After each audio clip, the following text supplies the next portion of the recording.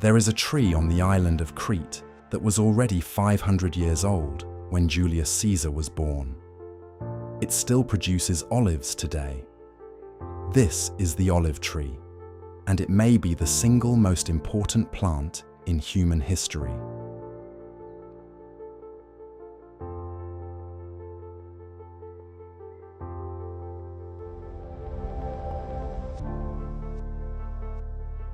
Known scientifically as Olea europaea, the olive tree has quietly outlasted nearly every civilization that ever cultivated it.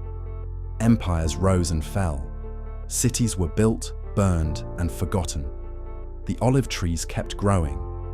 Today, olive trees are grown on 6 continents and produce over 20 million tons of olives every year. But long before it became a global crop, the olive tree was something even more important, a symbol of survival, peace, and the endurance of life itself. Olive trees are easy to identify once you know what to look for. The leaves are narrow and lance-shaped, dark green on top and silver grey underneath. That silvery shimmer in the breeze is one of the most recognizable sights in the Mediterranean landscape. The fruit starts small and green, ripening gradually to purple and then black as the season progresses, which is why green olives and black olives are actually the same fruit, just picked at different stages. But the most striking thing about an old olive tree is its trunk. Young trees have smooth, pale bark.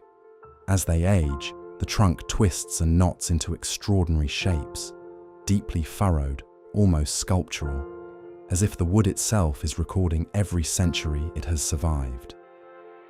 Olive trees are built for environments that would defeat most other crops.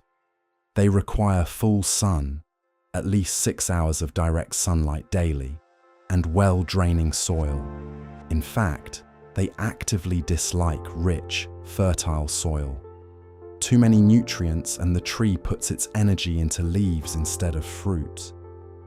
The most important rule for olive tree care is this: water it less than you think it needs. Once established, olive trees are genuinely drought tolerant. Their root systems can reach deep into dry soil to find moisture that other plants can't access. Overwatering is far more likely to kill an olive tree than underwatering.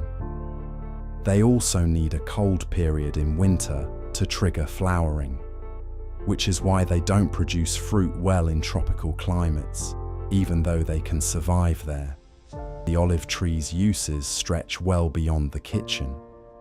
Olive oil has been used as a cooking fat, lamp fuel, skin moisturizer, medicine, and religious offering for thousands of years. The wood is extremely hard and dense, prized for furniture, carving, and cutting boards, with a distinctive grain that makes every piece unique. Even the leaves have uses. Olive leaf extract contains a compound called oleuropein, which has been studied for its antimicrobial and antioxidant properties. And increasingly, the trees themselves are valued as landscape plants, long-lived, low maintenance, and striking in appearance, planted in gardens and public spaces far outside their native range. Few plants are as deeply woven into human culture as the olive tree. In ancient Greece, olive oil was so valuable that destroying an olive tree was a criminal offense, punishable by exile. The goddess Athena was said to have created the first olive tree as a gift to the city of Athens, from which the city took its name.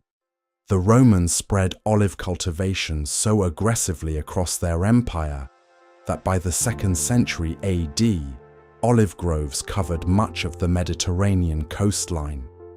In the Bible, a dove returns to Noah's Ark carrying an olive branch, the first sign of land and the end of the flood. That image is still the global symbol of peace today. A few things about olive trees that most people don't know. Unlike almost every other fruit tree, olive trees tend to produce better harvests as they get older. Ancient trees can actually out-yield younger ones in a good season. An olive tree does not produce its first proper harvest until it is around 5 years old, and doesn't reach full production until it is 15 to 20 years old. And one more, the world's largest olive tree, located in Outlived on Crete, has a trunk circumference of nearly 4 meters. It is so significant that it has its own museum built around it. If you want to grow an olive tree, there are 4 things to remember. First, full sun, always. A shaded olive tree will not fruit. Second, well-draining soil. If water sits around the roots, the tree will develop root rot. If you're planting in a pot, use a terracotta container with good drainage holes. Third, water deeply but infrequently. Once every 2 to 3 weeks in summer is enough for an established tree in a dry climate. In winter, you can stop almost entirely. Fourth, prune in late spring, after the risk of frost has passed. The goal is to open up the center of the tree so light can reach the interior branches. Shaded inner branches simply won't produce fruit. One final warning. Olive trees are hardy, but they are not frost-proof. Most varieties can tolerate temperatures down to about -10 degrees Celsius, but a hard, prolonged freeze can kill one, even after decades of growth. Olive harvest season runs from late October through to January, depending on the variety and climate. Green olives are picked early, when the fruit is firm and the oil content is highest. They tend to be more bitter and peppery. Black olives are left on the tree longer to ripen fully.